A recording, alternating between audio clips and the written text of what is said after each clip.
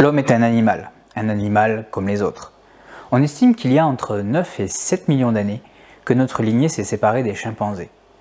Pour vous faire une idée, la différence de génome entre le sapiens et les bonobos ou les chimpanzés n'est que de 1,23%, alors que donc au moins 7 millions d'années nous séparent. Mais néanmoins, dans ces 1,23% se cachent quelques particularités qui nous permettent de nous distinguer quelque peu. Car là où l'être humain est remarquable, c'est dans sa capacité d'abstraction. Le langage et l'écriture sont des outils particulièrement exceptionnels que nous avons développés. Nous sommes aussi capables de concevoir et de fabriquer des outils complexes et de nous projeter dans le temps pour anticiper. Mais surtout, parmi les caractéristiques les plus importantes, il y a la résolution de problèmes et notre sociabilité. Elles ont toutes deux joué un rôle majeur dans notre développement, qui nous ont permis de nous adapter et d'être particulièrement doués pour la survie. Il n'y a pas vraiment de mystère. Ces capacités sont dues au volume de notre cerveau, qui a de plus la particularité de se développer très longtemps après notre naissance, durant les 15 à 20 premières années de notre vie. Néanmoins, il y a un prix, et pas des moindres. Il nécessite un apport en énergie relativement conséquent. Le cerveau ne représente que 2% du poids d'un individu, mais il représente 20% du métabolisme du corps au repos.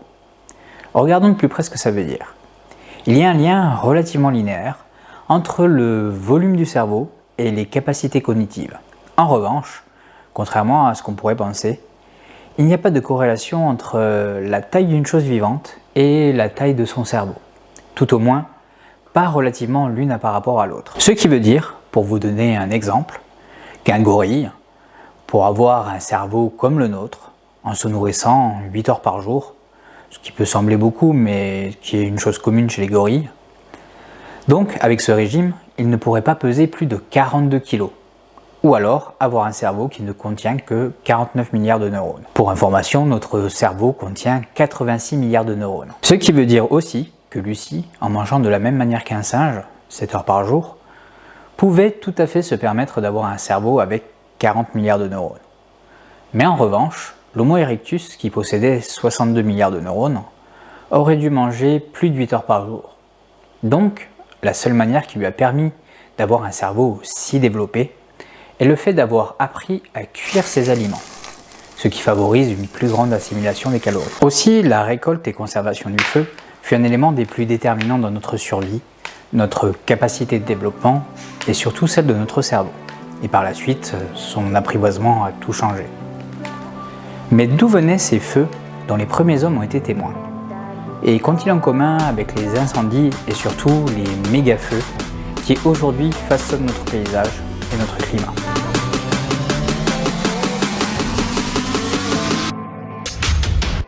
La Terre est la seule planète du système solaire qui brûle. Et la principale raison qui fait que c'est le cas, ce sont les plantes, qui, depuis qu'elles ont évolué il y a un peu plus de 450 millions d'années et colonisé la Terre, ont changé le monde en partant du sol jusque dans l'atmosphère. Le feu ici ne pouvait pas exister avant que les plantes terrestres ne créent le combustible et l'oxygène nécessaires pour que le feu existe. Donc, il y a près d'un demi-milliard d'années que la Terre est en feu. Pour qu'un feu apparaisse, il faut rassembler 3 composants qui sont indispensables, que l'on appelle le triangle du feu. Une source de chaleur, un combustible et de l'oxygène. Les plus communes des sources naturelles terrestres de chaleur sont les éclairs, qui avec les volcans ont sans doute été les étincelles qui ont démarré les tout premiers incendies. Mais la source de chaleur peut même venir de l'espace. Quand une météorite traverse l'atmosphère et s'écrase sur la Terre, il peut se dégager une grande quantité de chaleur, qui peut donc démarrer un incendie. Bien que plus rarement, il y a les tremblements de terre. Quand les pierres frottent l'une contre l'autre, cela crée de la friction, qui génère une grande quantité de chaleur, qui est capable de démarrer une flamme. Un peu comme quand on gratte une allumette en frottant 2 surfaces l'une contre l'autre. Enfin, il y a la combustion spontanée, par le processus chimique de la fermentation. Dans les tourbières, une masse de végétation en décomposition crée de la chaleur. Si elle est accélérée par la chaleur du soleil, la partie supérieure bien sèche peut prendre feu. Une étincelle se change en feu quand n'importe quel matériau inflammable est présent. Mais pour que le bois prenne feu, il doit atteindre une température critique de 300 degrés Celsius, ce qui est connu sous le nom de point d'ignition. C'est la température à laquelle la vapeur brûle. C'est aussi le point à partir duquel il y a assez de vapeur d'eau relâchée dans l'air pour créer un mélange inflammable. Car le bois relâche des hydrocarbures qui, quand ils sont mélangés à l'oxygène contenu dans l'air, s'enflamment et donc créent un feu. Un incendie est le résultat d'une accumulation de conditions qui sont nécessaires, souvent des années avant qu'ils ne prennent place. Mais il peut aussi être précipité par des conditions climatiques particulières, comme le phénomène El Niño. Environ une dizaine d'années d'un climat tempéré va permettre le développement d'une végétation dense et riche. Si elles sont suivies par une période de forte chaleur, avec très peu d'humidité, la végétation va sécher, créant les conditions nécessaires pour que le feu se déclare. Car au fur et à mesure que le temps passe, les herbes sèches, les feuilles, branchages et écorces vont s'accumuler sur les sols. Et ce sont des sources communes de combustible pour les feux dans la nature. Mais les arbres verts sont aussi des sources de combustible. Les pins, par exemple, contiennent des huiles inflammables dans leurs sève, qui peuvent brûler quand ils sont exposés à des sources de chaleur. Et à cause d'une seule étincelle, toute la surface peut s'enflammer.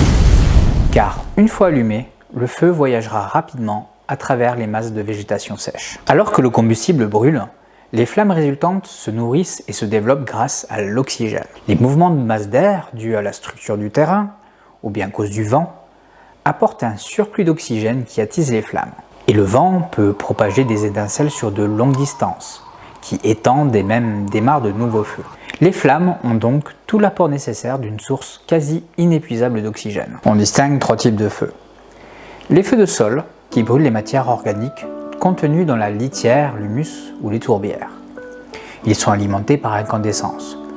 Leur vitesse de combustion et de propagation est faible. Ensuite, il y a les feux de surface, qui brûlent les strates basses de la végétation, c'est-à-dire la partie supérieure de la litière, les herbes, les petits arbustes.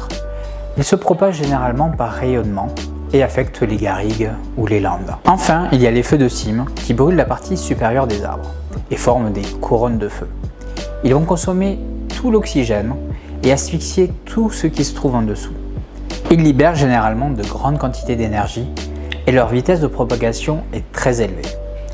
Ils sont d'autant plus intenses et difficiles à contrôler que le vent est fort et le combustible sec. Et ces trois types de feux peuvent se produire simultanément sur une même zone. Le feu et les incendies sont des processus naturels. Mais j'imagine que ça ne sera pas une grande surprise pour vous si je vous dis que l'activité humaine ait joué un rôle majeur dans le démarrage de quelques incendies. 95% des incendies sont d'origine humaine. Parmi les causes, il y a la pression humaine sur l'environnement. Nous habitons de plus en plus près des forêts. Et là où il y a des habitations, il y a des lignes électriques. Les roues de train sur les rails ou les coups de feu peuvent créer une étincelle. Il y a les feux de camp qui deviennent incontrôlables ou les cigarettes qui sont jetées dans la nature. Et bien entendu, les incendies criminels qui peuvent être motivés par toutes les facettes de la personnalité humaine. De son côté, le feu, lui, modèle la vie, le climat et ultimement la survie de notre propre espèce. Bien qu'il puisse être destructif et même mortel, ils jouent aussi un rôle important dans la nature. Ils peuvent aider une forêt à se débarrasser de parasites ou de maladies. Ils peuvent aider aussi à éclaircir une forêt, de manière à ce que le soleil atteigne le sol et les plus jeunes plants. Certaines espèces aiment, voire ont besoin du feu, comme les scarabées de feu, qui ont la capacité de détecter les radiations infrarouges dégagées par les flammes. Ils peuvent se déplacer sur les braises car ils ont développé des techniques pour éviter les flammes. Les femelles déposent les œufs dans le charbon de bois et lorsque les larves éclosent, elles se nourrissent du bois mort. Ils sont généralement friands des restes d'eucalyptus brûlés. L'Australie, avec ses 800 espèces d'eucalyptus, qui représentent 95% des forêts, est donc un vrai paradis pour eux. Certaines plantes ne craignent pas le feu, elles ont développé une résistance, et d'autres en sont même dépendantes. Les températures extrêmes permettent à leurs cônes de s'ouvrir et de relâcher leurs graines. D'autres le provoquent carrément. Elles ont des résines dans leur feuillage qui incitent le feu, parce que sans lui, elles ne pourraient pas transmettre leur code génétique. Sans le feu, toutes ces espèces auraient totalement disparu. Pourquoi les feux deviennent plus intenses et plus étendus? Depuis les 10 dernières années, les forêts de tous les continents ont vu une augmentation alarmante d'incontrôlables méga-feux. C'est un terme qui est apparu en 2013. En Europe, on utilise ce terme à partir de 1000 hectares en feu. et aux États-Unis à partir de 10 000 hectares. Ils sont classés parmi les grandes catastrophes naturelles. Une étude récente de la NASA élargit la définition des mégafeux à toute une série de facteurs. Entre les changements climatiques et près d'un siècle d'exclusion d'incendies, les feux de forêt sont devenus plus extrêmes en termes de taille, de gravité, de complexité du comportement et de résistance à l'extinction. Ils représentent 3% des incendies, mais seraient responsables de plus de 50% des surfaces brûlées de la planète. En France, d'ordinaire, c'est le sud-ouest avec le massif aquitain et le sud-est avec les forêts méditerranéennes qui sont les plus touchés. Mais le risque d'incendie remonte petit à petit vers le nord. Pour vous donner une image, alors qu'on comptait 290 incendies en 2006, 162 en 2007 ou 210 en 2008 en dehors des deux zones habituées aux incendies, il y en a eu 585 en 2017, 378 en 2018, qui pourtant était une année particulièrement pluvieuse, et 737 en 2019. Les surfaces forestières sensibles en France, qui sont d'un tiers aujourd'hui, pourraient augmenter de 30% d'ici 2040. Les scientifiques observent une évolution préoccupante de la sensibilité de feux météorologiques. Sur les 60 dernières années, avec des étés plus chauds et une diminution des précipitations, il y a une augmentation de sensibilité, que ce soit en intensité ou sur le nombre de jours à risque. Parce que le changement climatique aggrave les trois principaux facteurs qui influencent les incendies de forêt. Avoir du combustible sec à brûler, des éclairs fréquents qui déclenchent les incendies, et un temps sec et venteux qui attise les flammes. D'ailleurs, il existe un cercle vicieux entre les incendies de forêt et le changement climatique. Les températures plus chaudes rendent les incendies plus probables, et les forêts brûlées dégagent une pollution en émettant de grandes quantités de particules fines et des gaz à effet de serre qui aggravent le réchauffement climatique. Pour vous donner un ordre d'idée, les feux australiens de 2019 et 2020 ont dégagé environ 900 mégatonnes de CO2. Les feux sibériens de l'été 2020 ont émis 244 mégatonnes. De plus, les fumées sont montées jusqu'à la stratosphère. C'est la deuxième couche principale de l'atmosphère, qui se situe entre 12 et 50 km au-dessus de la Terre. Et ils ont eu un impact plus important que les éruptions volcaniques modérées des 3 dernières décennies. L'augmentation des méga-feux entraîne une grande répétition du passage des incendies sur de courtes périodes, tous les 10 à 20 ans, ce qui pourrait et entraînera certainement de fortes régressions des peuplements forestiers dans les régions les plus exposées. Et c'est un phénomène que l'on voit se répéter sur la surface de la Terre entière. Là où ils sont les plus récurrents, c'est à l'ouest des États-Unis. Ici, les hautes températures et la sécheresse, les éclairs et les orages fréquents peuvent créer les parfaites conditions pour démarrer un incendie. Mais ils ont touché aussi plusieurs autres régions du monde, dont l'Amazonie, la Californie, l'Australie, la Sibérie, le Groenland et le bassin du Congo. Dans le bassin méditerranéen, c'est notamment l'Espagne, le Portugal, la Turquie et la Grèce qui ont été touchés. Fin juillet 2018, la Grèce est touchée par l'un des incendies les plus meurtriers du continent européen et de l'histoire récente de la Grèce. Les feux de forêt en Attique ont fait 102 morts. L'été 2018, la Lettonie et la Suède prennent feu jusque dans le cercle polaire. En Californie, en novembre 2018, un méga-feu a tué 85 personnes et ravagé 60 000 hectares. En août 2020, 2 autres méga-feux ont aussi été enregistrés. Ils ont calciné respectivement 127 000 hectares et 116 000 hectares. Fin 2019, le Brésil, le Congo, la Russie et les États-Unis ont été victimes de méga-feux qualifiés de sans précédent. En Australie, pendant les feux de brousse de 2019-2020, plusieurs méga-feux se sont déclenchés, dont l'un mesurant 6000 km².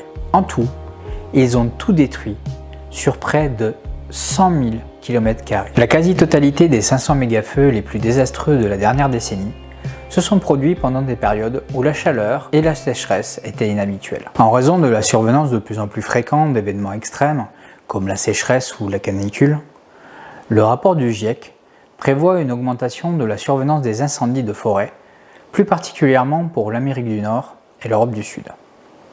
En Europe du Sud, à la fin du siècle, la surface brûlée pourrait chaque année être multipliée par un facteur compris entre 3 et 5 par rapport à la surface actuelle. Et quand on n'en a pas été victime, on oublie souvent certaines conséquences des incendies. Il faut prendre en compte les traumatismes pour les populations qui sont déplacées, qui parfois perdent leur maison, leurs biens et les souvenirs de toute une vie. Les incendies destructeurs ont un impact durable sur une communauté, qui persiste longtemps après le retour des gens chez eux.